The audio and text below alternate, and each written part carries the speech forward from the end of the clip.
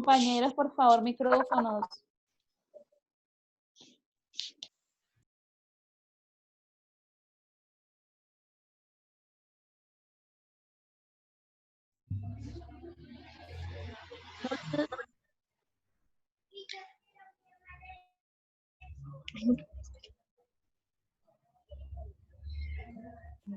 Buenas noches, compañeros. Buenas noches, profesor. Muy buenas noches. Buenas noches a todos, profesor, buenas noches.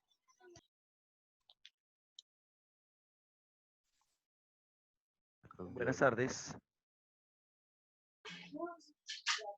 Buenas tardes.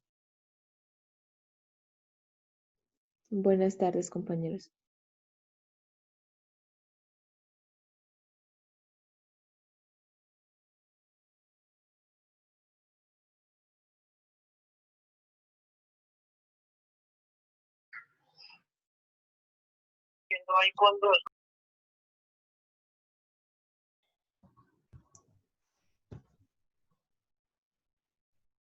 Muy buenas tardes, compañeros. Muy buenas tardes, profesor.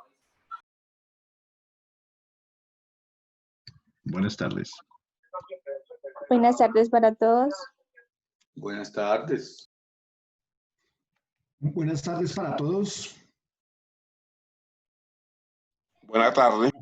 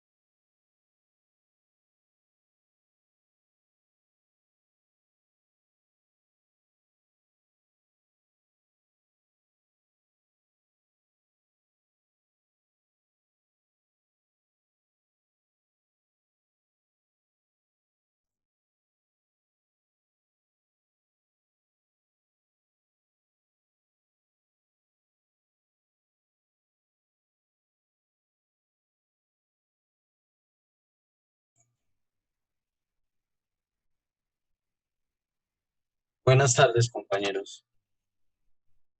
Buenas tardes.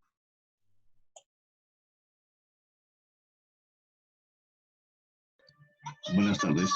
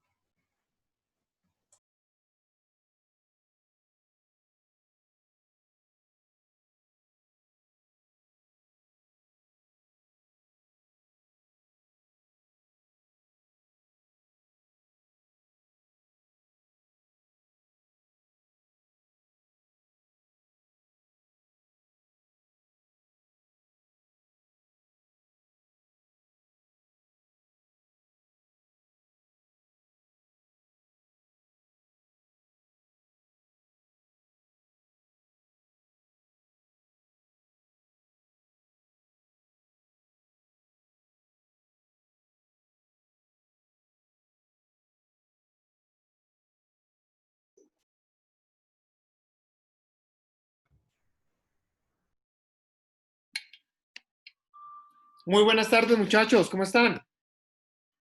Muy bien, doctor. Doctor, buenas tardes, ¿cómo está? Buenas tardes, profesor. Buenas tardes, Muy doctor. buenas tardes. ¿Cómo está? ¿Todo bien? Sí, señor. Buenas tardes, doctor. Sí, señor. Frío el berraco, ¿sí o no? Sí, pero terrible, pues. Mucho frío. Acá me hicieron poner saco el frío tan berraco. Mis queridísimos amigos, bueno, todavía falta parte del curso, pero bueno, tocó iniciar. Ya les colgué en el aula virtual, les colgué el contenido, las clases, ¿no? Que les estaba viendo de ayer y lo que vamos a ver el día de hoy. Ahí están las diapositivas y una lectura adicional del tema que vamos a iniciar el día de hoy. Hoy vamos a hablar de la evolución histórica del derecho penal, mis queridísimos amigos. Si quieren bajar la diapositiva o simplemente, o la bajan para tenerla, pero también voy a proyectar acá. ¿Alguien quedó con alguna duda de lo que alcanzamos a ver ayer? Muy buenas tardes, profesor. Lo que pasa es que yo soy, el primer semestre lo realicé en la jornada diurna. Entonces hoy ya pude cambiarme a la jornada nocturna, por ende pues no pude estar en la clase de ayer. Vaga. Entonces, De vaga estuvo de vaga. sí, entonces Mira, pues sí. Emilio, Julián, ¿ya estás conectado? De hecho. Sí, profe. Listo, Julián, te presento a Alejandra. Alejandra, compañera nueva, si se más, tan. Te voy a comentar algo más o menos, Aleja, que es lo que vamos a hacer. Vamos a hacer Vale, 3 señor. exámenes que van a constituir los 2 primeros cada una del 30% y finalmente el examen final del 40%. Voy a dar nota numérica, pero también alfanumérica, ¿sí? Vamos a conformar unos grupos, no voy a hacer exámenes orales ni nada de ese cuento, simple y llanamente voy a coordinar para que se constituyan unos grupos, Aleja. Vamos a constituir unos grupos y esos grupos van a tener la posibilidad de entregar el trabajo. Por ejemplo, si el trabajo, la fecha del examen es hoy, yo dejo el trabajo desde el día anterior y la fecha límite sería hoy 8 de la noche. Estos días de examen no hay clase, por obvias razones, pero entonces quiero presentarte, Juliancho es el monitor del grupo, para que coordines por él y vía este chat, para que se den los datos y demás, te agreguen al WhatsApp que tenemos del curso. Y ahí vas a mirar las fechas. Con Juliancho ya te podrá repetir las fechas que acordamos para los exámenes y que mires en qué curso puedes llegar a estar. Indispensable asistir, indispensable que siempre aparezcas con tu nombre y la participación es algo muy valorado en esta cátedra. ¿Listo? Vale, sí, señor, muchas gracias. Listo, perfecto. Vale, Muchachos, otra pregunta, qué pena. Pues ayer como no pude asistir, porque pues hasta hoy me matricularon, me pude matricular en el curso, ¿la falla de ayer pues queda ahí o...? Tranquila, o la... no te preocupes por eso, no te preocupes por eso, no te preocupes. Lo que sí me gustaría es que miraras el video que colgué en la plataforma. Sí. Del Sí, canal de señor, YouTube y que adelantas de la clase, pues en realidad vimos un Sí, pedacito nomás. ahí está el video de la sesión número 1. Creo que es ese, ¿sí? Sí, tal Vale, cual. vale, muchas gracias. Muchísimas gracias. Bien.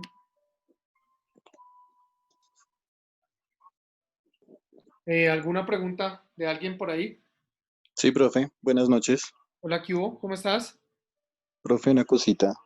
Con respecto a los exámenes, usted nos dice que un día antes nos deja el trabajo o la evaluación. No sé si de pronto sea posible, de pronto unos 2 días para que tengamos más tiempo de investigar.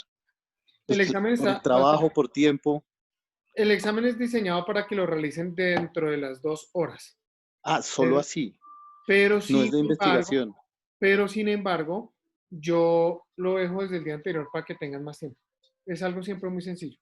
¿Listo? Ah, No bueno, hay profe. problema. No, creí que de pronto era de mucha investigación o algo No, así. tranquilo, Pues, Oscar. por tiempo. Igual como ustedes tienen grupos, Sí. se pueden distribuir, pero siempre, a lo sumo siempre son, o a veces una sentencia con 20 hojas, que eso pues, se lee en media hora. Y son temas, más que todo, a mí no me gusta tanto lo investigativo, me gusta mucho y de sobremanera es la opinión, porque yo evalúo sobre lo que Análisis. se ha visto. ¿Listo? Entonces, pero aterrizado a casos de la vida real. ¿Vale? Ok, profe, gracias. ¿Listo? Profe, en estos momentos voy a colgar la lista del grupo, la lista de todos los integrantes del salón en el WhatsApp, para que por favor la revisen sus datos. Si alguno no está o no corresponde, pues me lo haga saber y lo agregamos a la lista. Eso me parece genial. Muchas gracias. ¿Alguien Doctor, más? buenas noches. Yo, Héctor, ¿qué más? Sí, Doctor, buenas. pasando bien. Una preguntita. Es que nosotros traemos un grupo de 5 personas. ¿Podemos esas 5 personas seguir en el grupo, en penal? ¿Qué está pasando? Que hay digamos que hay unas personas que no tienen grupo. Si las personas que no tienen grupo logramos completar los grupos, voy a necesitar que ese otro integrante pertenezca a esos grupos. Voy a mirar, si no, pues pueden organizarse en el grupo. Entonces, lo que podemos hacer 2 días antes del examen, volvemos a tocar el tema, a ver cómo vamos. ¿Listo? Gracias, doctor. Listo. Doctor, buenas noches. ¿Cómo te va? Muy bien. Nosotros somos nuevos, mamá e hijo. Sí, entonces nos conectamos en el mismo dispositivo, ya que la señal por acá es muy Ay, o mala. sea que la copia es chiquitica. ¿Ah? Correcto. Sí, señor. Y estamos por acá en la mesa Cundinamarca y pues la señal es Me bastante... parece del carajo y bienvenidos. Gracias por estar acá. Gracias. Esta cháchara, este loco. Excelente. Siempre para que nos informen eso, para estar muy pendientes con Juliancho sobre la asistencia. ¿Listo? Bueno, sí, señor. Gracias, muy amable. Vale. Entonces estamos pendientes para el WhatsApp. Listo. Perfecto. Ok. ¿Quién más por ahí? Profe, es que me quedaba ayer una inquietud sobre la exposición sobre el video que usted nos colocó. Sí. Es que había una partecita donde el autor decía que un poder punitivo que se disfraza y que se prolonga. Entonces me quedaba la duda, era de que se hablaba de someter a unos viejos y encerrarlos en una discoteca para que se ahoguen y mueran más rápido. Entonces esa relación con lo del poder punitivo, no sé, me quedó confusa. Si es que el poder punitivo no lo ejerce. El poder punitivo es absoluto. Listo. Inicia absoluto. Hacen lo que se les viene en gana con el poder punitivo. No la montan como quieren. Entonces empiezan a generarse unos límites. Pero si tú recuerdas, estamos viendo que el poder punitivo está compuesto por varias aristas. Es complejo. Es tripartita. ¿Cierto? Está organizado por 3 ramas de poder. Eso es el poder punitivo. Entonces, si nosotros nos ponemos a ver, el mismo poder punitivo delimita el poder punitivo. Y ese es el mensaje al que nos está llevando Raúl Eugenio Zaffaroni. Al decir, oiga, es disfrazado. Y es tan disfrazado, por ejemplo, que ahorita la cadena perpetua es un tema que nosotros inclusive en la actualidad en Colombia estamos en tratados internacionales que prohíben que estemos avalando un tipo de medida tan drástica como esa. Y aún así, el poder punitivo fue más allá. ¿Qué se está abriendo a partir de hoy con la cadena perpetua?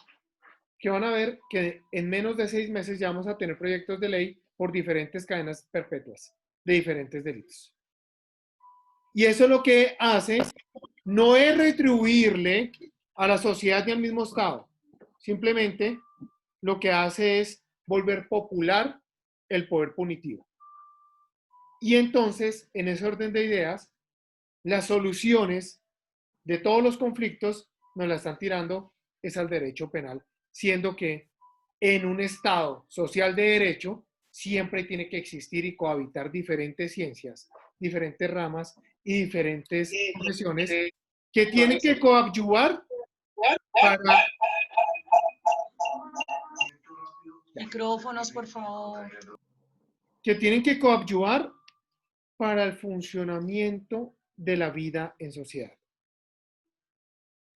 Si ustedes se dan cuenta, mis queridísimos amigos, el discurso de la cadena perpetua, que es un discurso, algunos dicen que sí, otros dicen que no, que esa es la solución, otros dicen que es la manera de proteger, mi concepto no es proteger.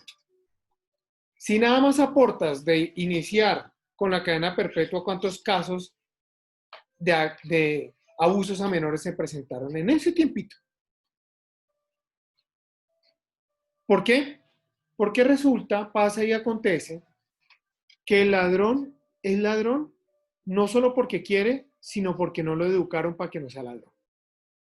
Y el derecho penal no tiene por qué educar a absolutamente nadie. ¿Cierto? Entonces, todas esas cosas las vamos a ir mirando. Y la crítica de Eugenio es, desde su sabiduría, dice, él ha estudiado tanto, que dice, definitivamente, el poder punitivo está disfrazado. El límite es lo que se disfraza. El límite. Cuando nosotros estábamos viendo los falsos positivos, nosotros analizamos, oiga, sí, es el poder punitivo. Son los representantes del Estado ejerciendo actividades supuestamente. Pero nosotros estamos dando cuenta que es una extralimitación. ¿Y a cambio de qué? Algunos de permiso, otros de dinero, bla, bla, bla, bla.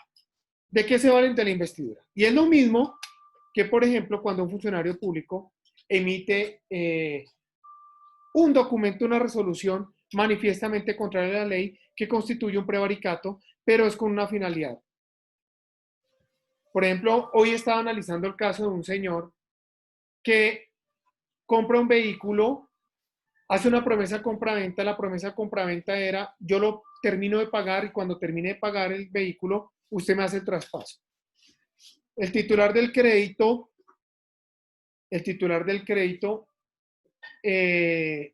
resulta que fue embargado y le embargaron el vehículo. Este señor, al interior de ese proceso, no supo defenderse con su abogado y ejecutaron la obligación y por ende mandaron a ejecución el secuestro del vehículo que ya se encontraba ahí. Perfecto. Si nosotros nos ponemos a ver y analizar, el juez le accedió darle el carro a un tercero que estaba demandando sin percatarse de algo tan importante. Sin percatarse de algo tan importante.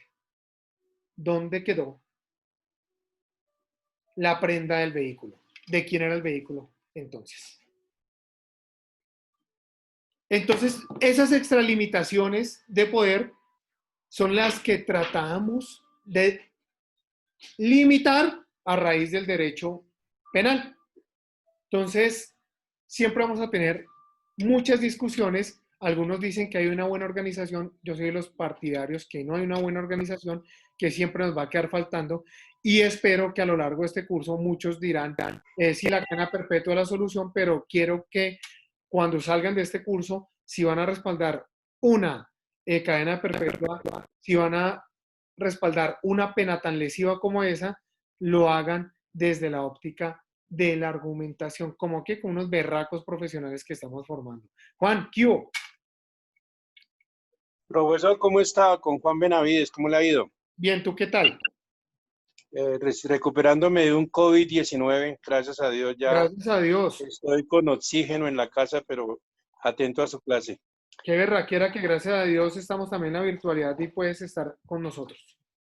Lo que pasa es que, doctor, lo que su merced está conversando, a mí me llamó mucho la atención, porque es que yo fui víctima, yo soy funcionario del Estado, soy inspector de trabajo actualmente, y fui imputado en cargos por concusión en el año 2011. Okay. Ahí es donde yo vi que la justicia realmente en nuestro país, en esa época que estaba mi doctor Uribe Vélez, querían mostrar trabajo contra la corrupción, que era como su merced lo sabe, el delito de concusión es pagar un favor como funcionario público. Duré 4 años, doctor, imputado, donde se me fue la vida al piso. Pero igual, gracias a Dios, salí adelante, demandé al Estado, gané.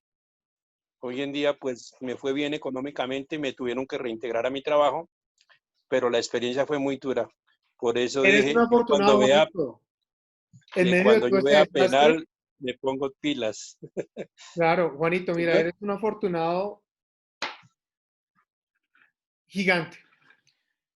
Cuando tú me dices que sí, finalmente todas estas situaciones de errores judiciales las vemos que tienen un salvavidas y es el tema económico y tú dices, bueno, gracias a Dios, por lo menos aunque sea eso, me restituyen el empleo y aparte de ello, pues una remuneración económica por parte de las falencias estatales. Pero hoy en día, como el poder punitivo está tan desbordado y las demandas administrativas eran tan grandes y tan grande el endeudamiento nacional que están resolviendo pagar muy poco. Y la excusa es que uno como ciudadano, por el contrato social que hablamos ayer, tiene que soportar una investigación de carácter penal.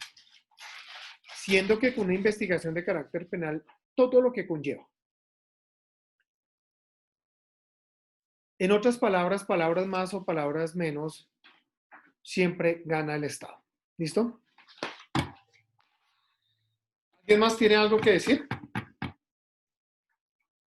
¿Preguntar? ¿Nada?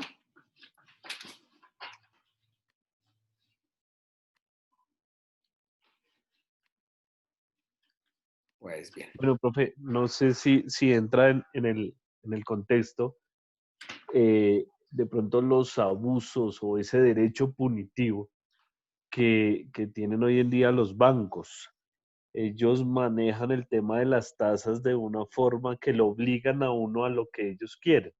Me sucedía el siguiente caso.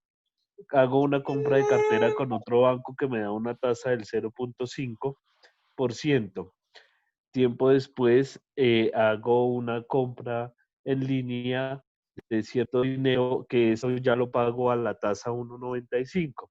Resulta que esa compra se retorna porque no se pudo hacer al fin y ellos no la retornan, sino que lo que hicieron fue abonarle a la cartera que pagaba el 1.05 para que yo tenga que pagar entonces las cuotas de la compra que se hizo al 1.95. Entonces lo obligan a uno a que lo manejan como ellos dicen, como ellos lo quieren, pues a su mejora. No sé si eso se pueda pelear porque todavía está activo. Claro, lo primero, frente a ese punto, pero no, nada desde lo penal. Pero frente a ese punto, tienes que acudir ante la autoridad competente. Si quieres, después me hablas y yo te digo cómo puedes hacer y allá te solucionas el inconveniente.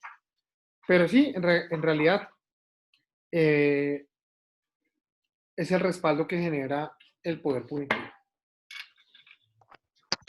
Frente a estos puntos, criticar es muy fácil. Frente a estos puntos, analizar que los gobernantes cuando llegan al poder van a buscar es tener siempre poder. Y siempre están usando nuestro derecho penal para hacer eso. Las políticas de anticorrupción, las políticas de celeridad y demás que han generado diferentes dirigentes, inclusive fiscales generales, nos ha llevado a la experiencia a demostrar que son puros boom y que en realidad la mayoría de esos procesos se encuentran vinculadas a personas inocentes. Pero qué lindo ser o pasar a la historia como uno de los fiscales que más corrupción atacó. Pero a los pocos años, todos esos procesos que iniciaron están en declive. Simplemente uno queda sin palabras. Pues bien, muchachos, Vamos a mirar esta cosita.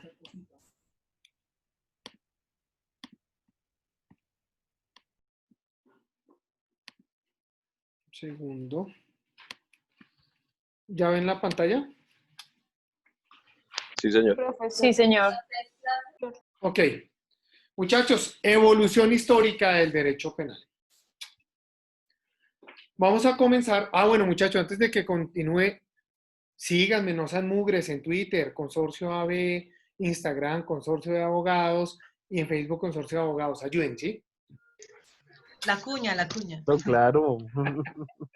Listo. Listo, doctor. Fase oscurentista. Dime.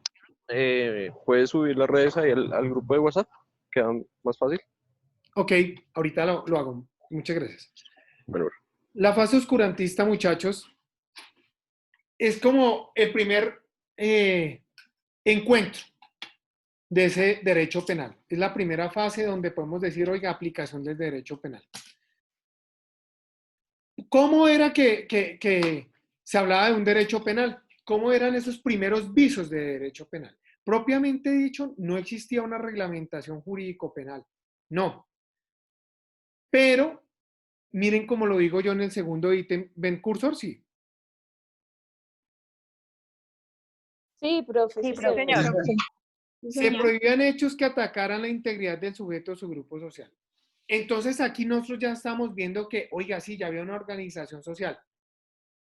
Y como se prohibían esos ataques, estábamos hablando que iban a tener una consecuencia. Quien violara o realizara más bien un ataque a la integridad de un sujeto o un grupo social. Entonces, ese castigo era el primer viso de un derecho penal.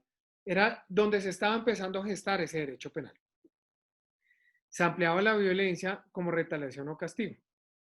¿Cuál era el sujeto por las autoridades militares, religiosas y políticas? Resulta, mis queridísimos amigos, que en aquella época el derecho y la moral eran prácticamente la misma vaina. Eran prácticamente el mismo cuento. Entonces, ¿qué pasaba? Las autoridades eran pocas, ¿cierto? Como en la actualidad. Aquí yo les traigo militares, religiosas y políticas. Lo curioso es que esa retaliación la ejercía cualquiera de ellas. Cualquiera de esas autoridades. Entonces, si nosotros traemos el discurso de ayer del poder punitivo, pues estábamos viendo que era mucho más desbordado. Era mucho más desbordado. Porque allá se generaban castigos, retaliaciones. Y vamos a ver cómo cambió. Entonces ya después con el tiempo se va creando la primera codificación. El primer código. El primer código, mis queridísimos amigos. Primer código penal. Hammurabi. Hammurabi era un tipo que llega y dice, oiga, era el rey de Babilonia. Dice, oiga, miren, yo tengo que limitar el poder punitivo. Lo tengo que limitar. Y lo limitó. El tipo limitó el poder punitivo. Acá es donde empezó ese cuento de la ley del talión. Ojo por ojo, diente por diente. Y lo que buscaba el código era retribuirle a la persona. Retribuirle sobre el daño que se le había causado. Y muy importante, lo que anoto aquí, se establece el principio de inocencia al considerar que el acusado o acusador podían aportar pruebas. Oiga, propiamente dicho, ya, ahora sí, propiamente dicho, el derecho penal. Pero tenía su gran falencia. No existían límites en los castigos. Entonces era desbordado a la larga en el castigo el poder punitivo. Pero tenía el poder punitivo una limitante que era que no se podía castigar a una persona si no había sido vencido en un juicio. Si no existía el acervo probatorio necesario para poder decir. Y quiero que hagamos esto.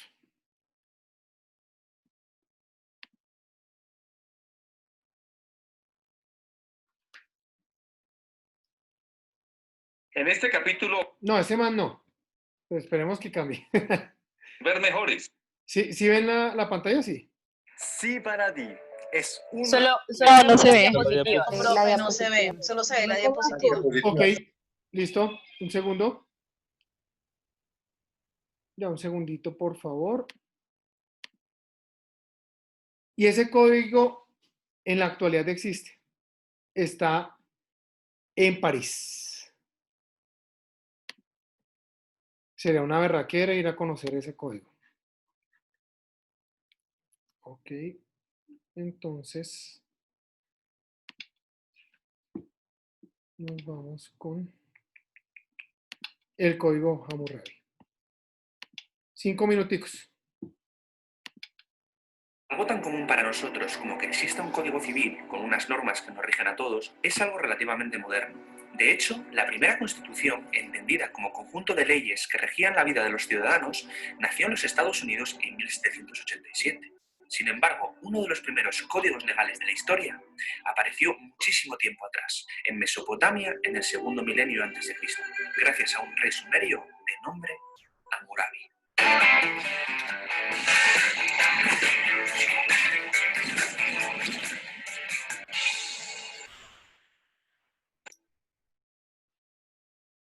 ¿Qué tal, gentecilla? ¿Cómo estáis? ¿Cuánto tiempo? Llevo un par de semanillas sin subir vídeo y la verdad es que se me ha hecho bastante raro. Hoy nos toca viajar, como ya habéis podido intuir, a la antigüedad, concretamente a los primeros años del segundo milenio antes de Cristo, momento en el que Hammurabi gobernó como rey de Babilonia, una de las ciudades más prósperas e importantes de la historia de Mesopotamia.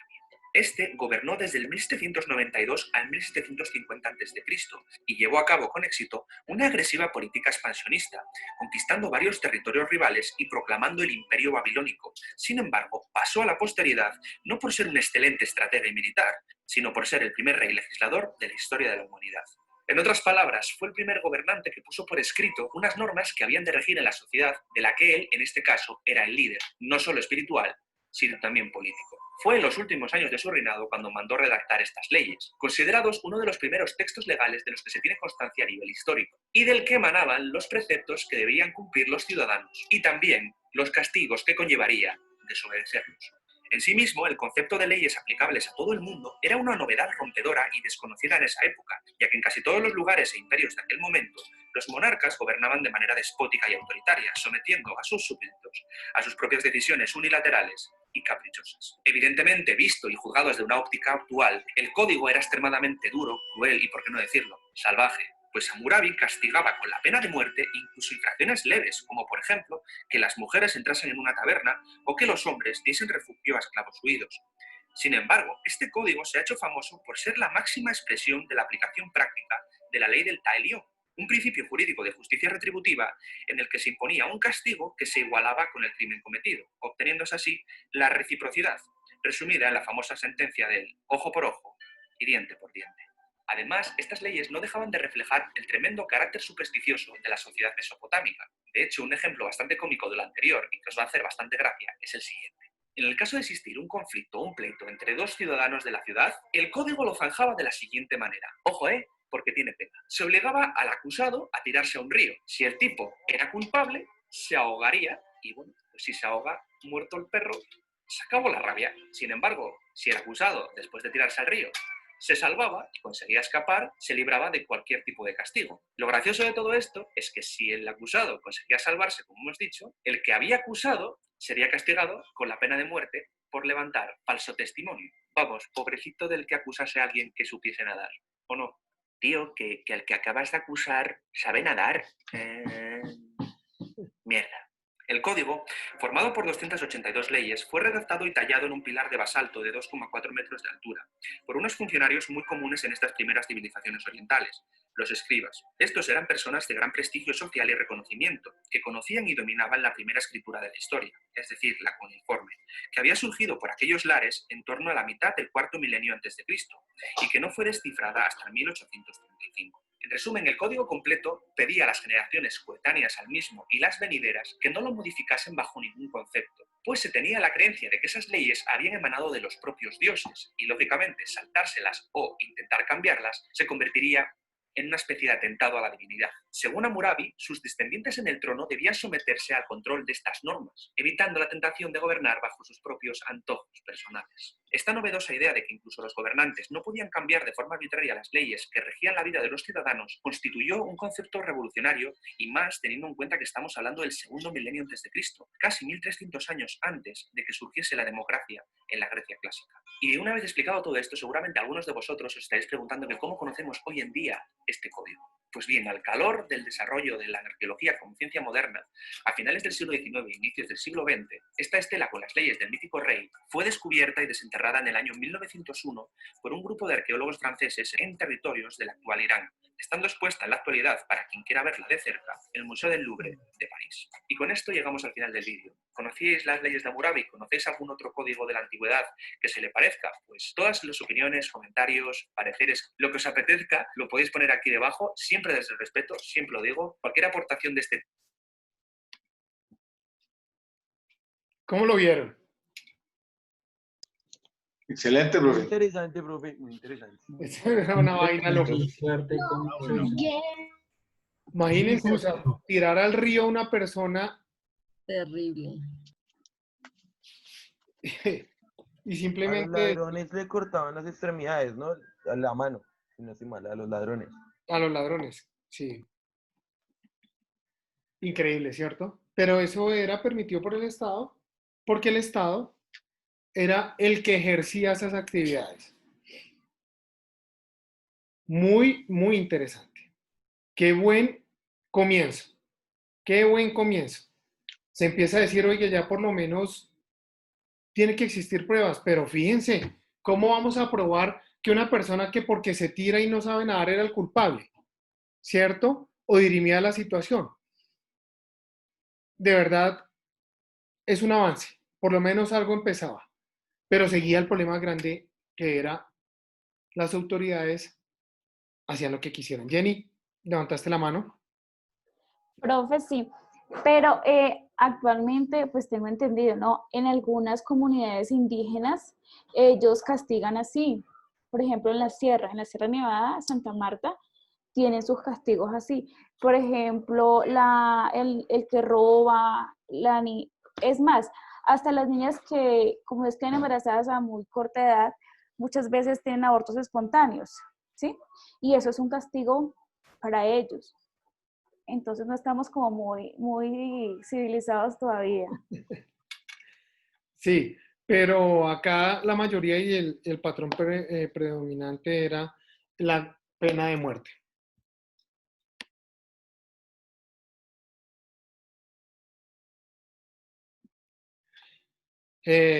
Listo, continuamos. Bueno, ese era el primer indicio de un código. Nada mal. Era el primer monarca legislador. Gracias a él empezó a generarse una evolución, mis queridísimos amigos. Y luego, mis queridísimos amigos, el Código Manú. Escrito hacia el año 200 antes de Cristo. Y fíjense que acá se está con la situación.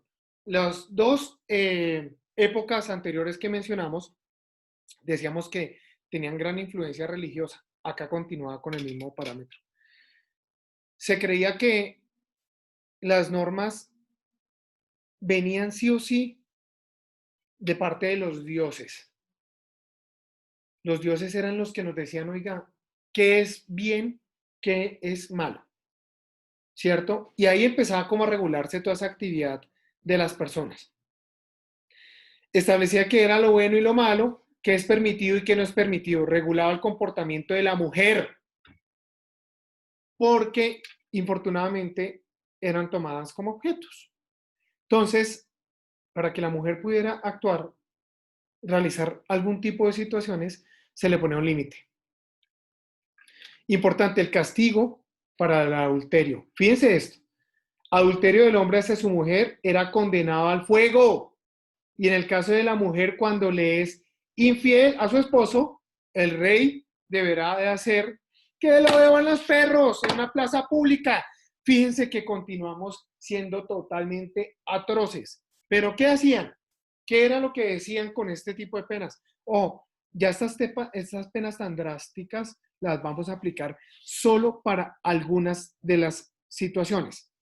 No era tan abierto como los ordenamientos anteriores, sino simple y llanamente ya íbamos como un poco más orientando el tema, unificando y dejando claro que se podía castigar así de severo, pero no en todos los casos. Era una época en la cual también la vida de los asociados era plenamente propiedad del Estado. Era netamente propiedad de el Supremo. Y eso sí tiene una gran relevancia. Porque el significado ontológico real de la situación es que el ser humano no era dueño de su vida.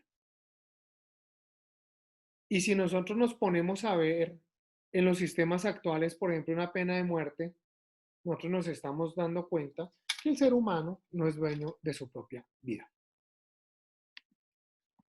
Y luego, muchachos, leyes de Moisés.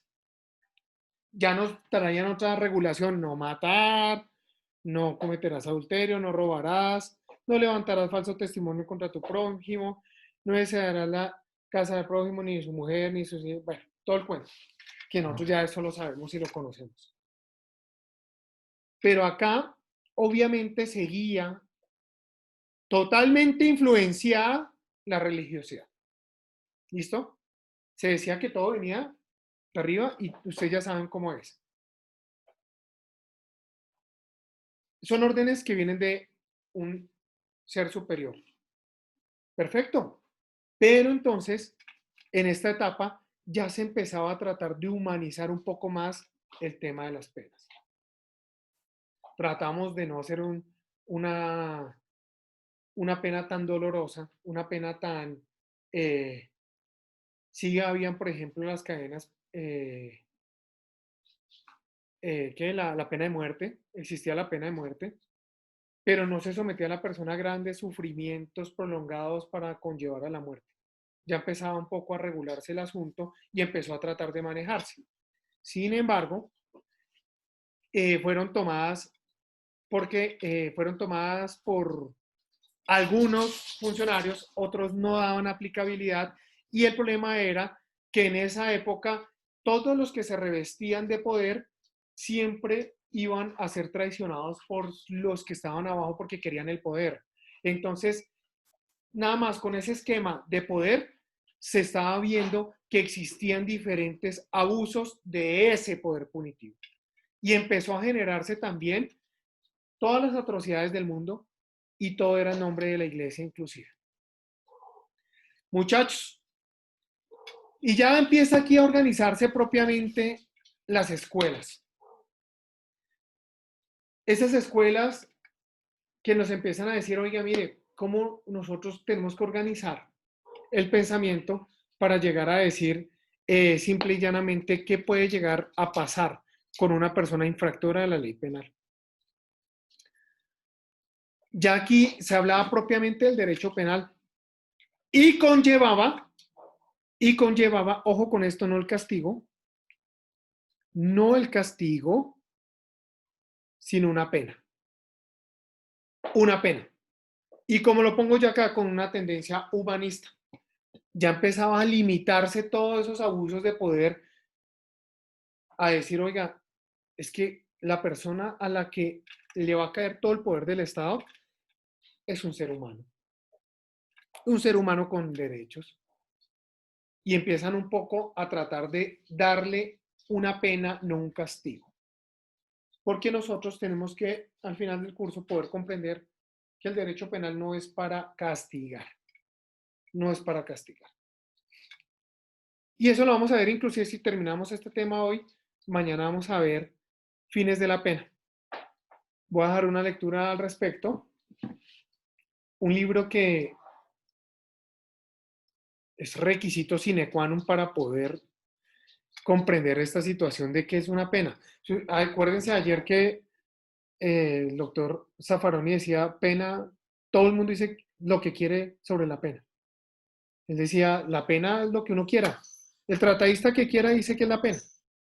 Y sí, tiene razón, pero por lo menos sí hay algunos visos para poder llegar a decir unos estándares medios para poder llegar a decir si es requisito para una pena. Pues bien, muchachos, acá continuando con este tema, fíjense que acá, influenciados todavía por el derecho natural,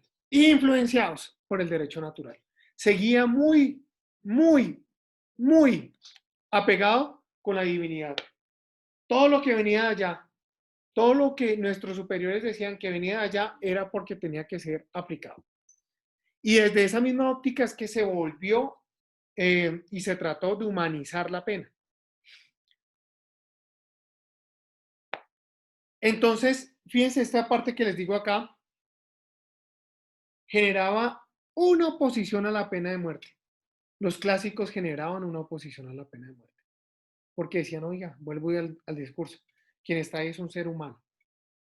Sí que cometió un error, obvio, tenemos que nosotros trabajar para que ese ciudadano vuelva a tener una conciencia tranquila. Y listo. Todo era basado en la divinidad. Y por eso llegaban y traían una cosa, decían, mire, y lo pongo acá, la persona tenía la opción de escoger su conducta y escoger también la conducta criminal. Eso es lo mismo que en la actualidad, viejo. En la actualidad, usted nace libre, usted firmó sin firmar el contrato social y se basó en una conducta libre. Usted cometió un delito porque quiso, ¿cierto? Pero también en la actualidad nosotros vamos a ver que se pueden cometer delitos sin querer. Y eso lo vamos a aprender un poco más adelante. Pero acá, para los clásicos, la conducta era porque se quería cometer o llegar al camino criminal.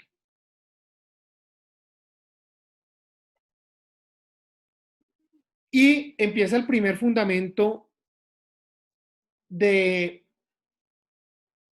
la función de la pena. Nos adelantamos sobre este ítem aquí. Resulta que cuando yo le pongo acá, se puede controlar el comportamiento criminal con el miedo al castigo. Eso se va a llamar más adelante y lo vamos a ver mañana con claridad. Se llama una prevención. Entonces, ¿qué es lo que, inclusive, qué es lo que nosotros queremos decir con la prevención? Si nosotros nos venimos a la actualidad y vamos a ver la cadena perpetua, estamos queriendo decir, oiga, el infractor de ese tipo penal ya lo va a pensar 2 veces para cometer el delito. Porque va a decir, me agarran y hay cadena perpetua. ¿Sí o no? Eso es el espíritu de esa norma. La pregunta que yo les hago es, aparte de las películas de cine,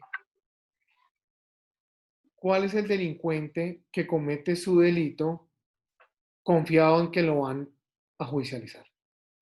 Siempre están confiados en que no van a ser descubiertos. No, pues, ¿Sí?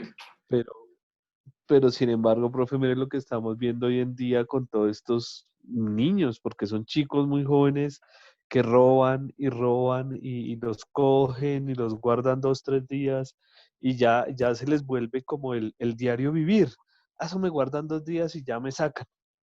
Y se les volvió que ya no le tienen miedo. Entonces, eso mismo nos obliga a que reevaluemos la exactamente, reevalúe a la situación que estamos viviendo y que el castigo ya tiene que sentírsele el miedo, porque ya se le perdió el miedo. Sí, Sí, es profe, cierto. teniendo en cuenta lo que dice mi compañero Rodrigo, pues yo lo vivo medianamente cerca y los he visto en las audiencias y tienen como la misma osadía de decir, eso no pasa nada, después salgo y vuelvo y hago lo mismo. O sea, es como tener que medir o replantear la situación de cómo se están tomando las medidas sobre todo para los menores, porque pues ya una persona adulta la piensa un poquito más, pero ya los menores son las personas que están como sometidas. Pero ¿cómo Pero- llegaron? Pero es que y ni eso, profe, porque o los sea, yo pido adultos la palabra, también. yo pido la palabra, por favor. Sí. Es que mire, desde el código de Hammurabi, yo creo que los humanos pueden venir extorsionando las leyes. Si, como dice el profesor, si sabía nadar, el man podía ser ladrón, podría hacer lo que se le daba la gana y fácilmente salía libre. Entonces, desde el principio siempre como que se ha buscado como a la ley puesta, se le busca cómo hacer el quite también. Por eso se destaca el colombiano. Porque Sí, la ley pero que busca también, lastimosamente, si nos ponemos a ver también los adultos, los que roban los celulares, los que roban las bicicletas y eso, ya saben que llega la policía, antes piden que llegue la policía, porque ya saben que van a estar libres en menos de 12 horas, 24 horas, y eso es lo que se ve ahora. Si usted llega Antes a de golpear que un le dé su ladrón, pela. antes usted es el demandado. Si usted llega a defenderse, usted es el demandado.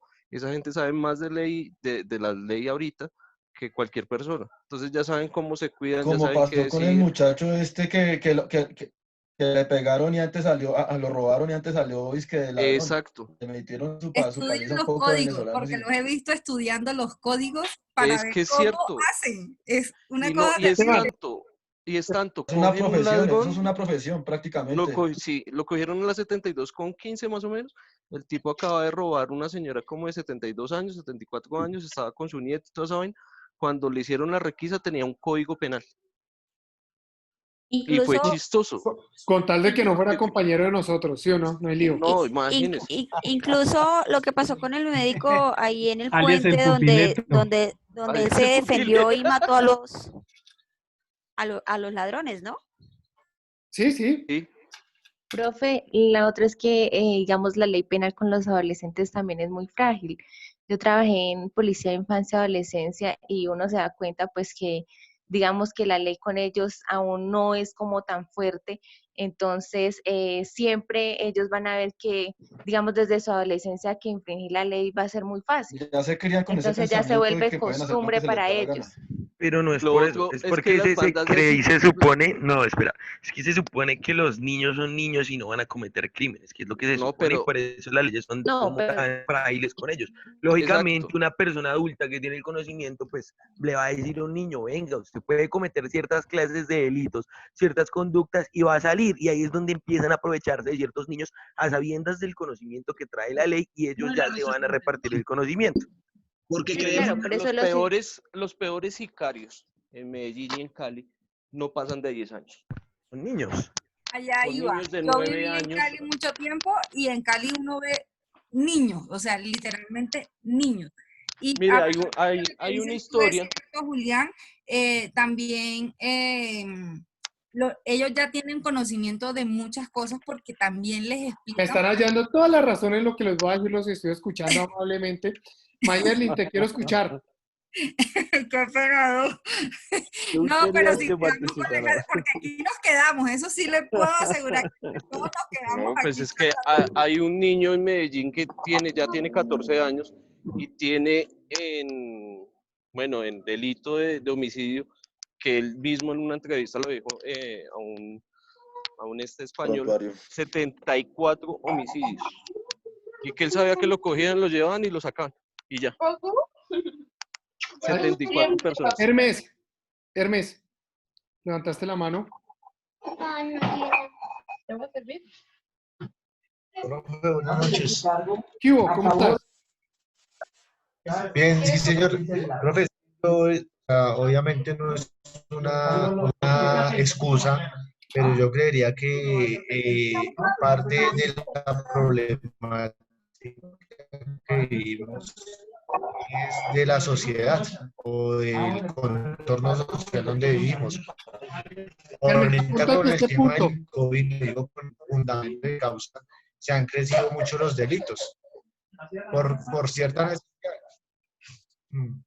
Y no es una excusa, obviamente lo que yo a veces le digo a la gente, no es una excusa para que usted esté usando una lesión, tal vez no es la excusa, pero ahorita a raíz de la necesidad se ha visto mucha gente que ha quedado en desempleo, el problema con el respeto y la venida de muchas personas que se encuentran en clase, si de pronto tienen familiares o alguna cosa o son de esa nacionalidad, el tema de los venezolanos es una problemática muy grande ahorita, empezando que esas personas, lo digo porque yo trabajo en el tema investigativo, esas personas no se pueden identificar plenamente.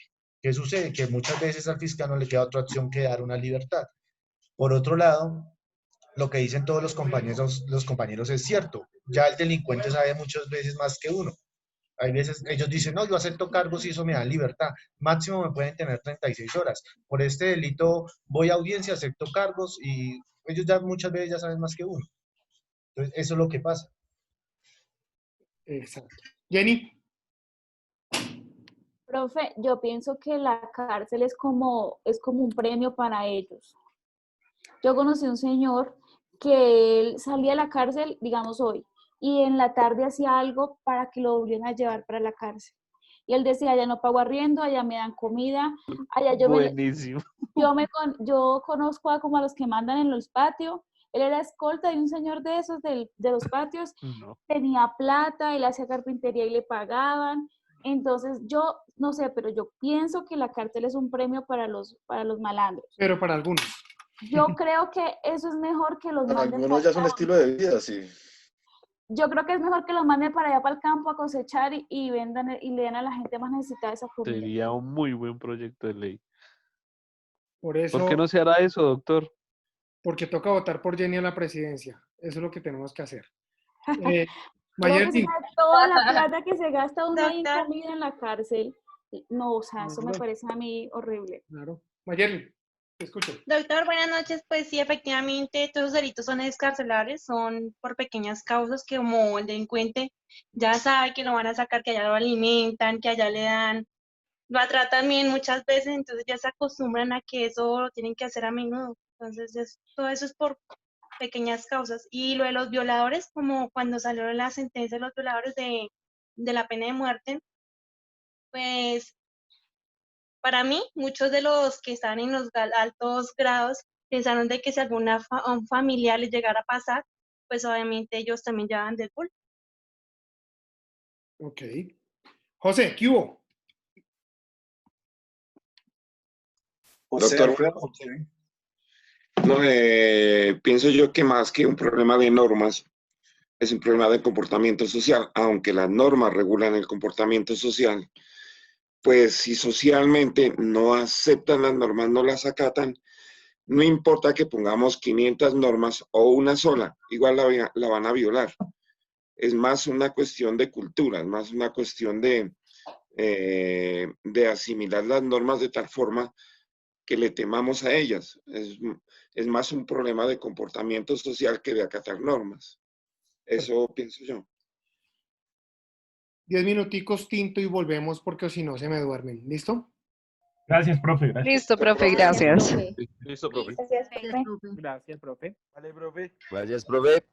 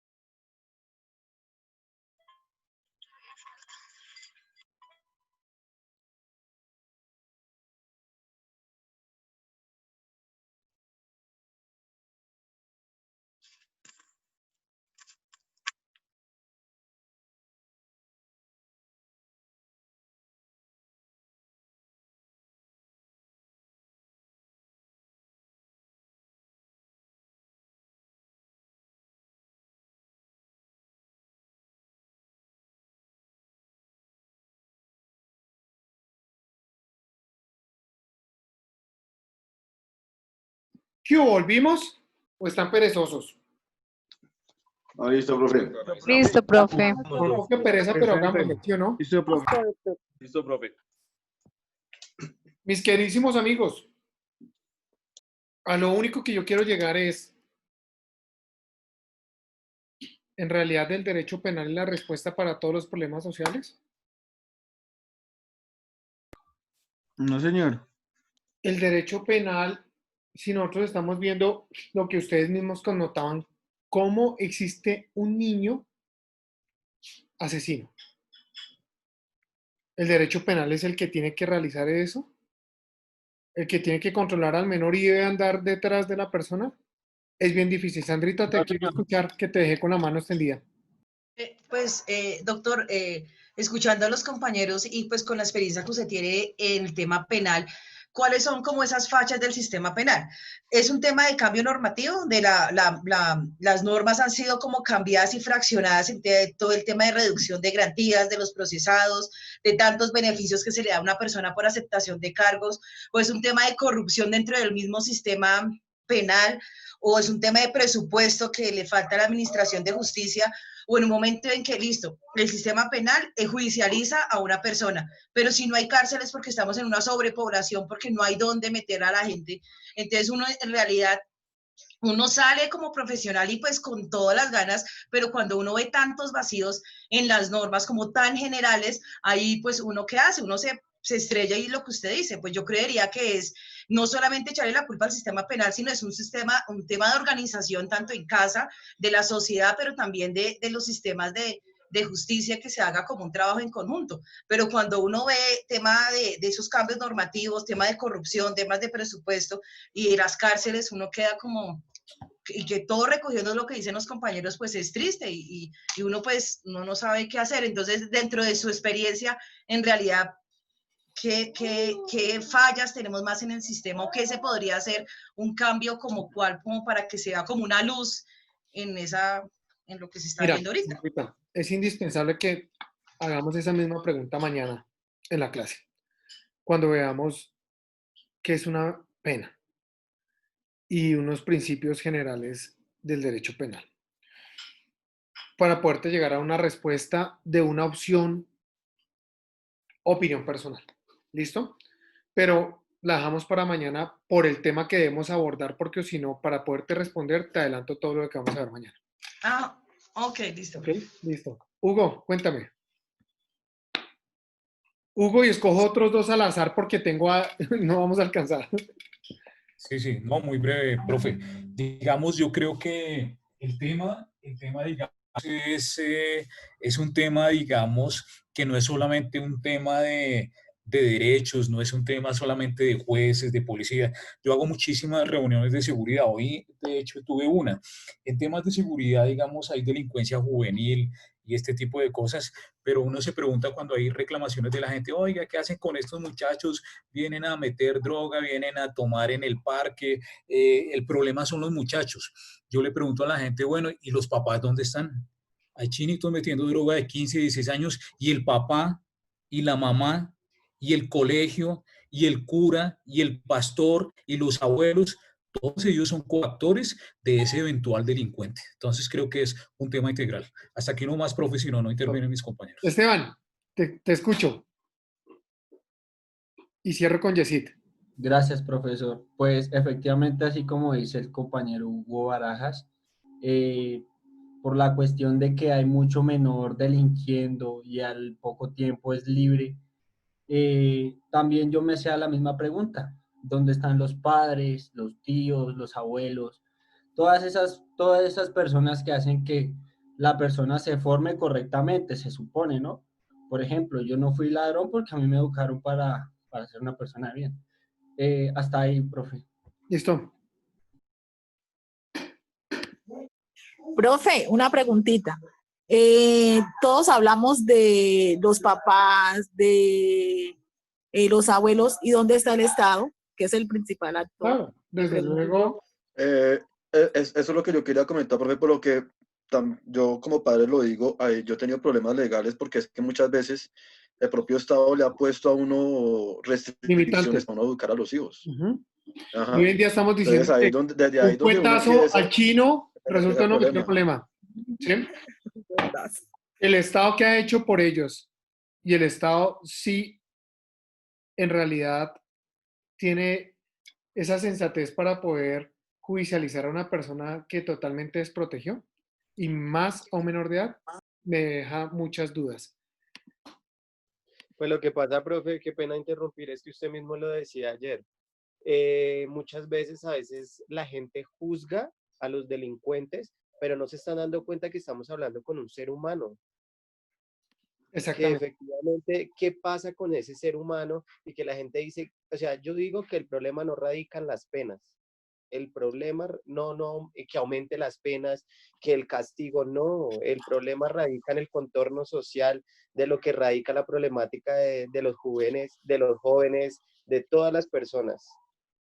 Ustedes vieron que hace unos meses salió una jurisprudencia en la cual se decía que los infractores de la ley penal, reincidentes, como estábamos hablando de que salen y cometen delitos, que estábamos diciendo, oiga, es que los antecedentes, una persona que ya ha sido condenada, pues ¿cómo demonios va a quedar después como libre? Los jueces, ¿por qué los van a liberar? Los antecedentes se tienen que tener en cuenta y demás. Y la jurisprudencia llega y dice, oiga, un momentico, los antecedentes no son la guía para poder llegar a mirar la solución al conflicto. Y ya les explico un poquito más de eso. Quiero que vean esto sobre esa jurisprudencia y ya continuamos. Gracias por preferirnos para estar bien informados. Una decisión de la Corte Constitucional desató una nueva polémica jurídica. Ahora la Fiscalía no podrá tener en cuenta los antecedentes judiciales de un detenido para solicitar una medida de aseguramiento. María Camila Orozco, ¿qué dice la Fiscalía? Catalina, televidentes, buenas tardes. Esta es una decisión de la Corte Constitucional quien sentenció que en adelante la Fiscalía no podrá tener en cuenta el pasado judicial para pedirle a los jueces y magistrados una medida de aseguramiento contra una persona. El fundamento del alto tribunal es que las personas pueden cambiar y el ente acusador se ha mostrado preocupado porque podría incrementarse ese número de más de 23.000 reincidentes que están en este momento en el sistema carcelario del país. La polémica entre la Corte Constitucional y la Fiscalía surge por un artículo aprobado en el 2017 por el Congreso y que señalaba que cuando una persona detenida o acusada por un delito tenía antecedentes en los 3 años anteriores, representaba un peligro para la sociedad. Una figura usada por la Fiscalía para sustentar ante jueces y magistrados solicitudes de medidas de aseguramiento preventiva por reincidencia. Era un soporte importante el poder demostrar que estas personas habían incurrido anteriormente en esas mismas conductas delictivas. Pero al revisar una demanda contra esa figura, la Corte Constitucional consideró que la medida desconoce que las personas pueden cambiar. Es decir, que decidir si alguien es enviado o no a prisión preventiva no debe depender de su pasado judicial, una teoría respaldada por algunos penalistas. Para la imposición de una medida de aseguramiento no deben basarse única y exclusivamente en los antecedentes. Hay muchísimas herramientas más que el mismo sistema nos da para poder determinar qué es necesario en la imposición de una medida de aseguramiento. Actualmente en las cárceles hay 23.570 reincidentes, de los cuales 1.752 son mujeres y 21.818 hombres. El delito con más reincidencia es el hurto con 12.655 casos. Ahora el temor de la Fiscalía radica en que se podrían disparar los índices de repetición del delito.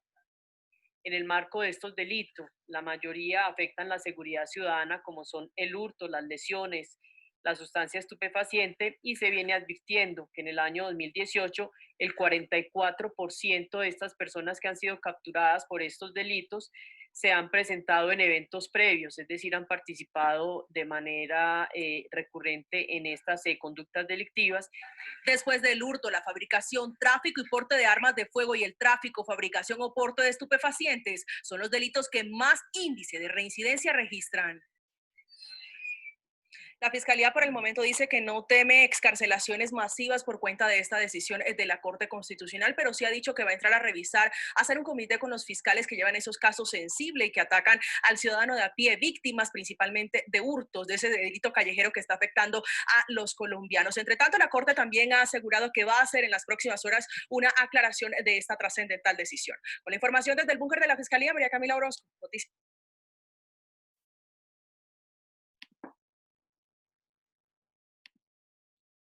Reincidentes, antecedentes penales. Nosotros podemos ver, oiga, sí, para que exista un antecedente penal quiere decir que la persona fue judicializada y sentenciada. Sentenciada. Y mal o bien, tuvo que haber pasado por una cárcel. Acá el tema es, ¿el ejemplarizar con penas está sirviendo?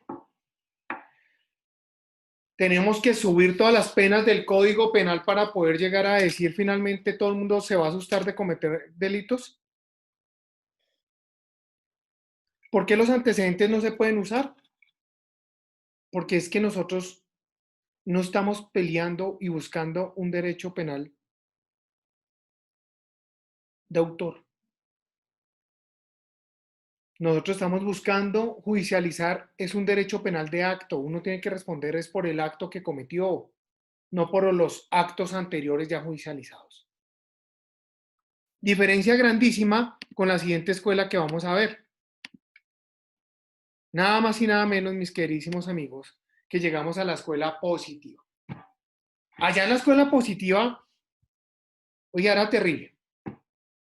La escuela positiva, acá es donde propiamente se crea la criminología como ciencia y empieza a estudiarse el comportamiento del humano, no del acto que cometió.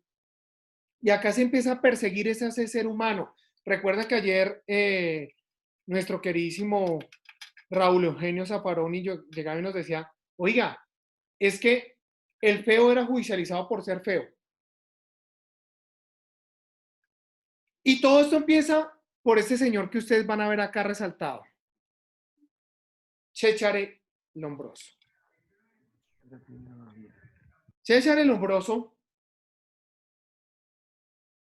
que también tiene influencia Garófalo. Oiga, medían los cráneos de las personas y tenían un estándar.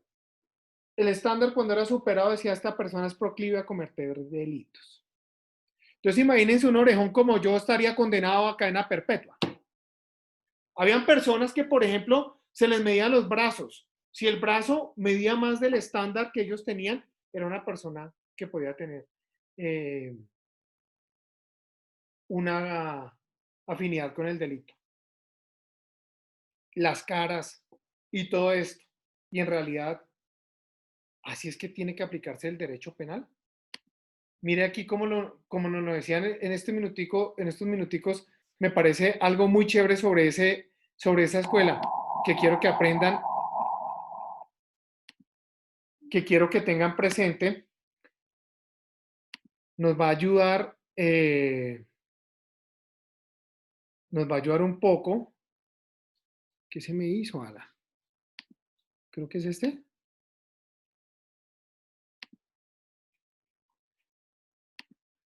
Es este. 6 tipos de delincuentes. Teoría del criminal nato de César Lombroso. César Lombroso fue un criminólogo, antropólogo y médico italiano, que se acabó convirtiendo en uno de los representantes del positivismo criminológico y en el precursor de la criminología moderna. En 1876 publicó el Tratado Antropológico Experimental del Hombre Delincuente, donde clasificaba a posibles delincuentes según algunos de sus rasgos físicos, psicológicos y sociales. Si quieres conocer cuál era esta interesante clasificación, sigue viendo este vídeo. Número 1. El delincuente nato o atávico. El nacido para el delito. Es una persona determinada a cometer delitos por causas hereditarias. Es aquí donde Lombroso desarrolló su teoría del criminal nato, en la que afirma que el delincuente nato presenta signos de inferioridad orgánica y psíquica. Lombroso menciona que el sujeto no ha podido evolucionar, quedándose en una etapa anterior, y basándose en esta teoría, también denominada atávica, indica que este delincuente está en una etapa intermedia entre animal y hombre. Respecto a sus rasgos físicos, tiene un cráneo pequeño y un escaso desarrollo de las partes anteriores y frontales. Sin embargo, presenta un gran desarrollo facial y maxilar. Por otra parte, tiene una gran capacidad orbitaria, la frente hundida y un abultamiento en la parte inferior de la zona posterior de la cabeza. En cuanto a sus rasgos psicológicos, se trata de alguien muy impulsivo, insensible y sin remordimientos. Además, puede ser vanidoso. También describe características sociales de este delincuente, como que es supersticioso, le gusta hacerse tatuajes y tiende a los vicios. Número 2. El delincuente loco moral. Lombroso lo describe como antipático, poco social, muy egoísta, cruel y muy vanidoso. Es hábil en simular locura y es un delincuente desde la infancia o pubertad. También dice que no lleva tatuajes, puesto que es astuto y sabe que es una aplicación criminal. Respecto a los rasgos físicos, en este caso, el cráneo de estos sujetos no presenta diferencias respecto a los cráneos normales, pero coincide a veces con el delincuente nato en la mandíbula voluminosa y en la asimetría facial. Otro dato que aporta es que son sujetos de peso de igual o mayor a lo normal. Número 3. El delincuente epiléptico. Lombroso pensaba que la epilepsia era una señal de criminalidad, pero hacía dos distinciones entre la epilepsia real, en la que hay ataques, y la epilepsia larvada, que también era epilepsia, pero sin ataques. Lo define como un delincuente violento, agresivo, vanidoso, destructivo y con cambios de humor, y afirma que estos criminales son más peligrosos que los locos morales. Por lo general, comete delitos violentos y cuando lo hace, utiliza siempre armas blancas. Número 4. El delincuente loco. Aquí Lombroso distinguía entre los locos delincuentes, es decir, aquellos que son enfermos mentales y que cometen un crimen sin saber lo que hacen, y los delincuentes locos, que son los que cometen un delito y luego ya enloquecen en la prisión. Dentro de estos últimos, los delincuentes locos, Lombroso los subdivide en 3 tipos. Alcohólico. Tiene una extraña apatía y es violento. Después de embriagarse, comete los delitos. Histérico. Lombroso dice de este tipo que es más común en mujeres. Se trata de personas egocentristas, mentirosas y con gran tendencia al erotismo. Matoide. Este delincuente sería aquel que no está loco, pero casi. Es decir, que está justo en la línea que separa la cordura de la locura. Es ético y ordenado. Sus crímenes son impulsivos y sufren de delirio persecutorio. Número 5. El delincuente pasional. Actúa por impulso, movido por sus pasiones. Lombroso sitúa la edad de estos sujetos entre los 20 y los 30 años. En cuanto a sus rasgos físicos, aquí Lombroso no hace una distinción, puesto que el cráneo de estos individuos no tiene datos patológicos. Sin embargo, detalla que en este caso, este criminal siente una gran conmoción después de cometer el delito, y que al contrario que los delincuentes comunes, no oculta el propio delito, sino que lo confiesa. Número 6. El delincuente ocasional. No tienen caracteres antropológicos criminales. Lombroso clasifica a estos delincuentes en 3 tipos. Pseudocriminal. Es aquel individuo que comete un delito que puede ser de 3 tipos. De manera involuntaria, sin perversidad, es decir, por necesidad, o por defensa propia. Criminaloide. El sujeto tiene cierta predisposición a cometer un delito, pero en condiciones normales no lo cometería. Solo lo comete cuando se da cierta circunstancia, incidente o se presenta alguna oportunidad. Habitual o profesional. Se refiere al delincuente que ha recibido una educación que le orienta hacia el delito. Combina actividades legales con delitos. Conclusión. La teoría del criminal nato fue muy criticada, pero también hay que tener en cuenta que fue el primer estudio científico que se realizó acerca de los delincuentes y ayudó a que surgiera la ciencia criminológica. Su clasificación sirvió durante bastante tiempo como herramienta para establecer el perfil de los delincuentes. ¿Conocías esta clasificación de los delincuentes? ¿Cuál es? O sea... Faltó el abogado compulsivo. O sea que yo me jodo por feo. Y yo por los tatuajes. Y nosotros por tatuados. Ninguno se salva. Doctor, sí, mira que, bueno, yo estudié cine, yo soy profesor de medios audiovisuales, me enfaticé en cine, y a nosotros en el tema psicológico para desarrollar un personaje nos enseñaban todo eso, ¿sí? Y era el tema de que entonces el malo tenía que tener ciertos rasgos para físicos. Perfilar. Correcto. Pero entonces también existe como una variable y es en la cual ya uno le tiene que empezar a mostrar el que no siempre va a ser así.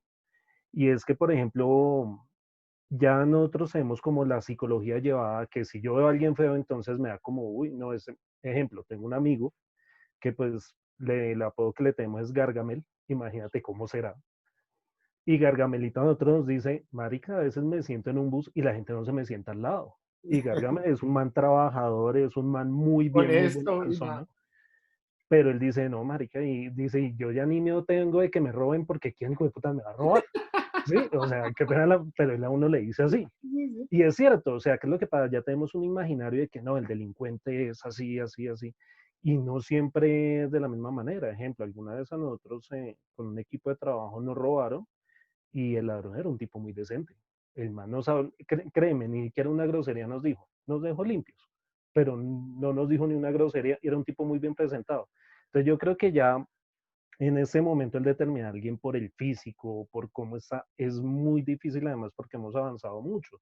Precisamente los compañeros que tienen tatuajes, el cabello largo, la barba, qué sé yo, entonces ya es muy difícil determinar a alguien por su aspecto. Claro, y es que nos pasa... Ay, es que yo podría intervenir ahí, profe, porque precisamente después de eso se evolucionó, y después de eso viene Juan Bucetich, viene Hans Gross, que son los padres de la dactiloscopia y la criminalística, y ellos empiezan a implementar ya no por cosas tan físicas como lo hizo César el Lombroso, sino que también por cosas ya profundas, como por ejemplo el Lombroso lo hizo con las huellas, que implementó fue las impresiones dactilares de las personas y cómo identificarlas y verificar qué es lo que nos diferencia a nosotros y qué diferencia un criminal nato y un criminal normal y conceptual.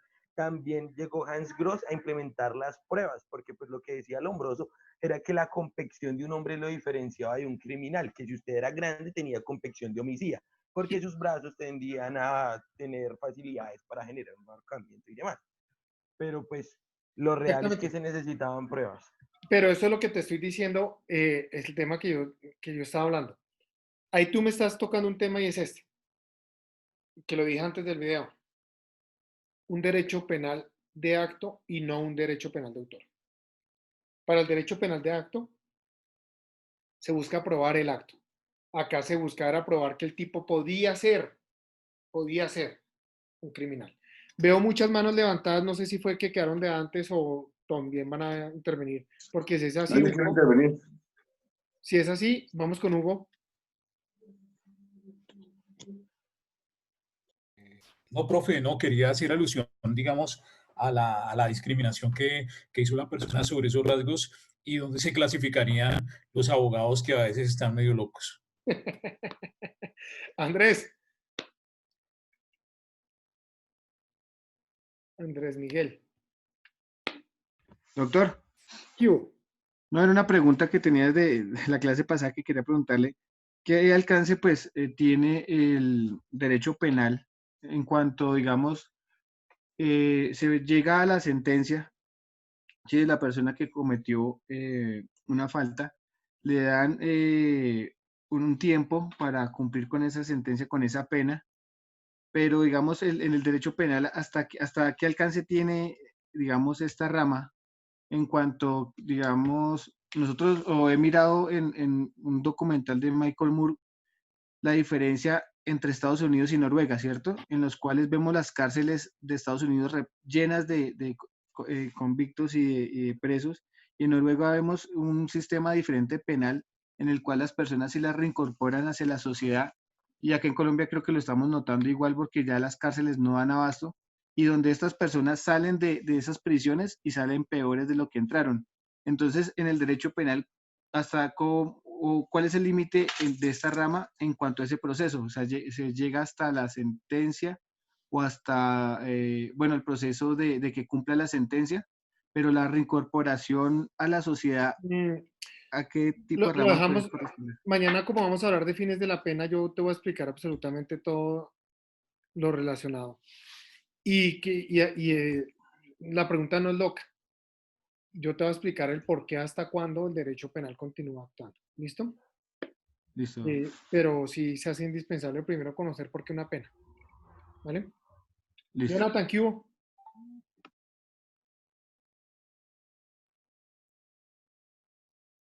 Jonathan, Pablo, Ortega. No, ya había hablado, profe. Ah, ok, ya bajé la mano. No, bajé la mano. Yesid. Hola, profe, buenas noches. ¿Usted está tatuado?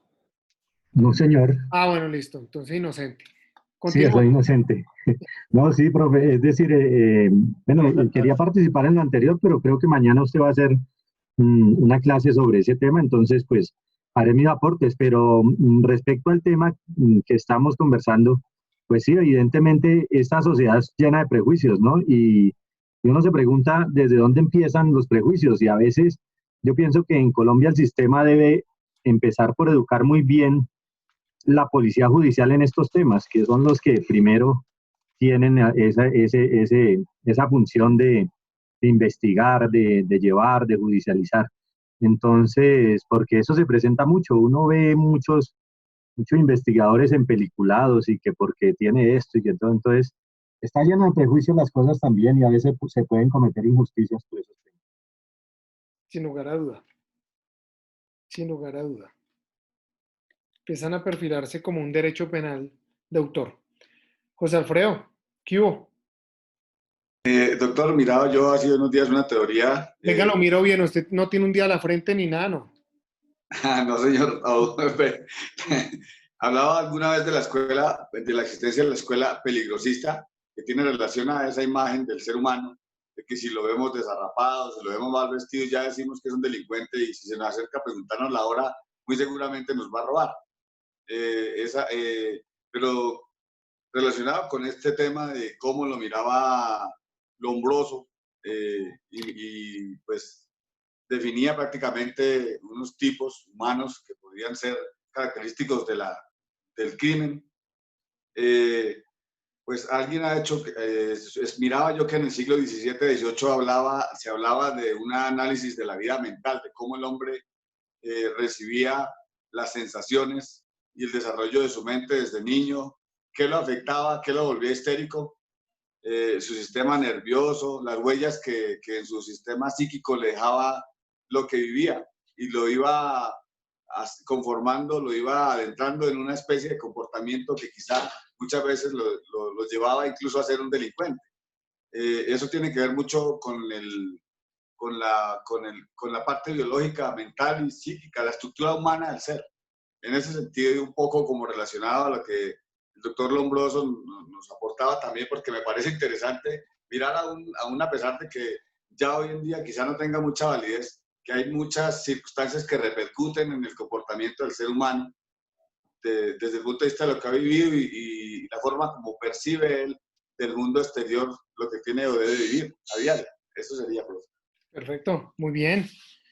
Mire, lo que tú acabas de decir, se ha logrado demostrar que, por ejemplo, grandes violadores seriales de niños habían sido violados cuando menores.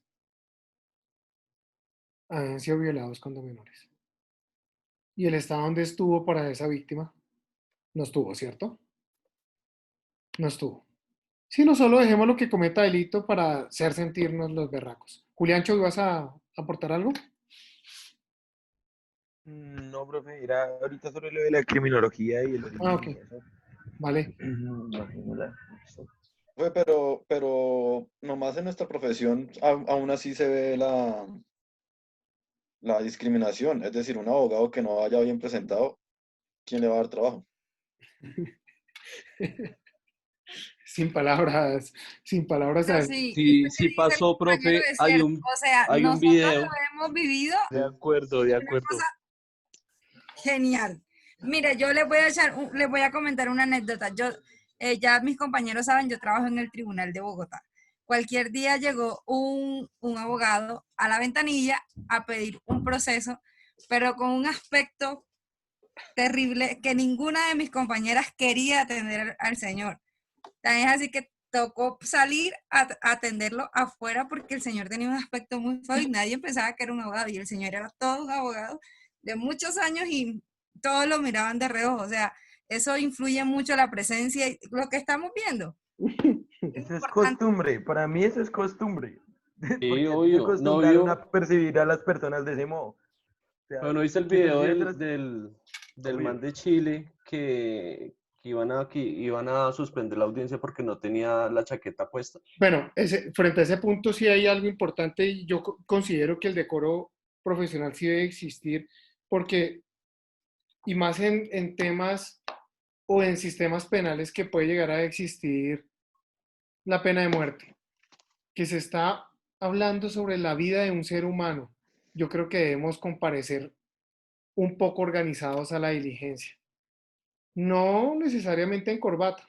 Yo muchas veces no me pongo ni siquiera corbata.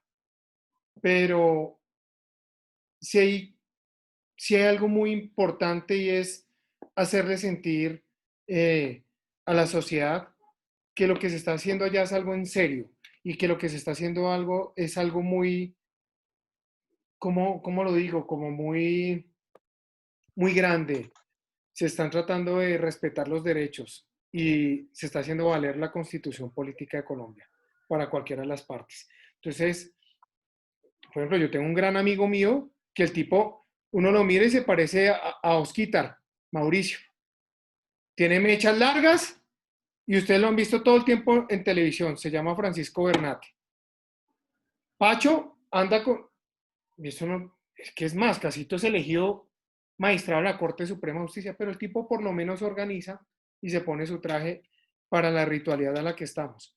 Se está tratando de hacer un esfuerzo siempre, y eso tiene una historia muy, muy amplia y que trataremos de ver después, por qué los jueces van con todo.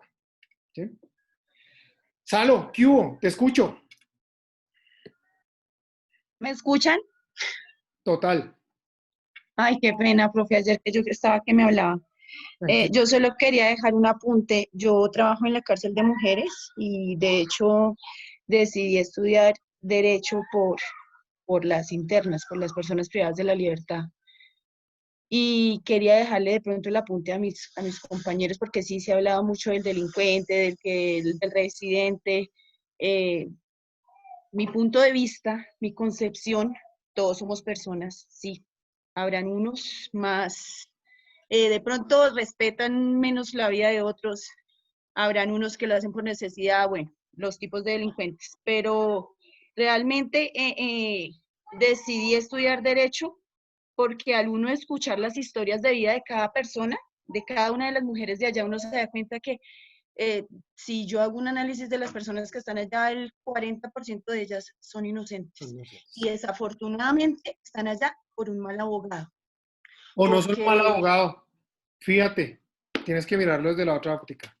Por un desbordamiento del poder. Sí, muchas situaciones. Pero de pronto si hubieran tenido una persona, un abogado que tuviera la vocación de abogado, que no ejerciera su trabajo por dinero, sino por vocación, no estarían allá. O sea, las hubieran sabido defender. Entonces, quería dejar eso como anotación a mis compañeros también, que no todas las personas que están en la cárcel son delincuentes. Desafortunadamente están allá por situaciones. Así es. Gracias, Sam. Vale, profe. Erika, ¿qué hubo? ¿Cómo estás? ¿Ibas a hablar? Profe, sí, es que quería hacer un apunte sobre lo que usted pues enfocó ahorita y era el tema de la presentación personal pues, de los abogados. Pues algo que nos recalcó mucho nuestra profe hermenéutica, con lo que muchos pues no estuvieron de acuerdo con ella, y era pues ella no toleraba que nosotros como estudiantes llegáramos en pijama a la clase. Ella no toleraba que la gente, cuando nosotros teníamos la exposición, los hombres tenían que estar en corbata, nosotros en vestido, porque ella decía que no podíamos llegar a un tribunal, a un estrado. Un estrado en pijama, desmechuzadas, o sea, no sé, pues ahí no sé si eso es discriminación, pero pues para mi concepto no es discriminación. No, pues... ¿Vista? ¿Quién les dictó hermenéutica? No. No. Voy a averiguarme el chisme. Pues, prefiero ni opinar. Hermes, ¿qué hubo? ¿Cómo está? ¿Cómo vas? Profe, ahorita el video que su merced nos estaba mostrando. Ahorita el video que su merced nos estaba ilustrando y pues que lo miré tan detalladamente y tomé unos ciertos apuntes. Y se podría decir que el 100% no todo es verdad, por lo que decían los compañeros, no se puede juzgar a una persona por su apariencia física. Pero en el trabajo que yo desempeño, todos los días me toca ver criminales, todos los días. Y vean que yo trabajo prácticamente en el alma mater de los delitos. Trabajo en una URI, como investigador criminal. Y acá pues ese es el día a día, verlos a ellos. Y estaba tomando unos apuntes y mirando el video y ciertamente de algo sí es verdad lo que nos dice este señor. Que uno a veces ve los rasgos físicos de ellos, más que todos los que ya empezaron una vida criminal muy temprana, y uno ve los rasgos físicos y es gente que realmente tiene un aspecto fuerte, con el respeto de muchas personas, ¿no? No es para generar crítica ni nada de eso, pero uno a veces ve el ladrón y uno a veces mira los antecedentes por esposa. Hay una persona que han capturado 10, 15, 20 veces y uno le mira el rostro y uno dice, oiga, da miedo esa persona. Y es así, en algunos casos es verdad. Y en alguna vez un profesor nos decía en una clase de curso de policía judicial, hoy en día en Colombia se capturas por la cara, se juzgas por eso. Entonces, si tú vas en la calle y tienes una apariencia de pronto no muy llamativa, entonces de una vez el policía te pide un registro de persona, una requisa, antecedentes. Y tú puedes ser un buen ciudadano, pero muchas veces hoy se juzgas por la apariencia de uno. Yo por eso no ando así a pie mucho porque van y me paran todo el tiempo. Juanito, ¿qué hubo? Juan Camilo, bravo, se puso bravo. Hola, profe. Nada, una pequeña opinión que la profesora de Introducción al Derecho nos decía que la forma de vestir hace parte también de las normas sociales y de verdad pues que bueno, analizando todo esto, de verdad que el hábito sí hace al monje. Héctor, ¿qué hubo? Buenas noches, doctor. Yo apoyo la intervención que hizo la compañera Salomé en el sentido de que en Colombia no es un saludo a la bandera, el Código Penitenciario. Definitivamente, pues yo comparto con ella que yo presté servicio en el IMPEC, inclusive trabajé 6 meses en la cárcel modelo, pero lo que nosotros vimos en la escuela como curso es completamente distinto a lo que uno va a aplicar allá en la cárcel. Digamos que cuando nosotros íbamos a comer en la escuela de Funza, a nosotros nos decían que teníamos que andar por una línea amarilla, y cuando uno llega a la cárcel, porque ellos les dicen es la universidad, ellos le dicen es la universidad, pero entonces todo lo que hablamos de la resocialización del interno, esto no funciona en el país. Yo creería que si hubiese una buena política carcelaria en Colombia, surgiría y las personas que estén inclinadas a cometer delitos no lo harían. Ese es mi pensar y claro, el código penitenciario toca cambiarlo completamente y lo más importante, doctor Diego, implementarlo, porque aquí no, yo veo un error muy grande que la misma policía o el mismo IMPEC es el encargado de allegar estas formas de resocialización del interno. Lo que pasa es que los internos se institucionalizan. Lo que pasa es que ellos llegan al cometido que cuando llevan 10 o 20 años de pena, pues si salen a la calle, ¿a qué salen? Eso se llama institucionalizarse. Entonces ellos dicen, no, yo mejor salgo, vuelvo y asesino, vuelvo y hurto. Entonces, porque como allá en la cárcel tengo los 3 golpes, mal o bien, entonces eso es lo que pasa. Toca implementar un buen código penitenciario y hacer lo que se necesita, lo que es la cárcel, la resocialización del interno. Porque como decía Salomé, claro, allí hay personas y hay muchas personas inocentes también que han caído por desgracia de un sistema penal que no es muy, ¿cómo se llama? No muy beneficioso, sino ni muy garantista, en el cual aquí cualquier persona puede ser sometida y puede ser condenada por un crimen que no cometió. Muchas gracias, doctor Gutiérrez. Vale, perfecto. Bien, bueno, se nos acabó la clase, nos extendimos un poquito, estuvo buena, se va a poner mejor. No culminamos las escuelas, culminamos mañana con las escuelas y si alcanzamos, nos metemos de una vez en los fines de la pena. Yo cuelgo mañana la lectura temprano. Un libro muy importante de los delitos y las penas. Lo voy a colgar. Muchachos, se les quiere. Libros de becaria. Y las penas. Libros de becaria. Gracias. Gracias igualmente. Feliz noche. Vale. Muy bien. Gracias. Buenas noches. Gracias, profe. Gracias, buenas Gracias, noches. doctor. Buenas noches. Profe, Gracias, profe. Dios lo bendiga. profe, Esta mañana, Dime. compañeros, esta mañana, profe. profe, si no, para poner tus redes sociales. Ah, sí, mira. Gracias. Vale. Ya las pongo.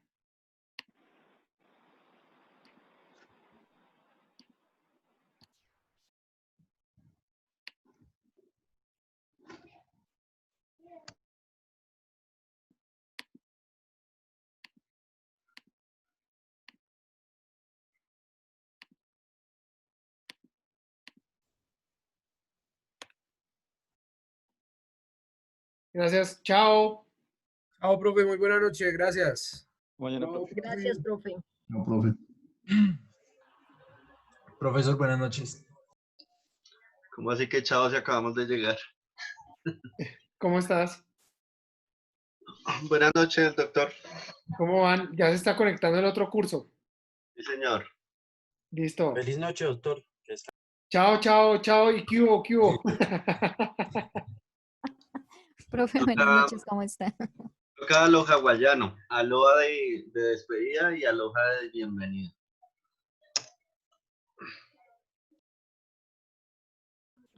Buenas noches, profesor.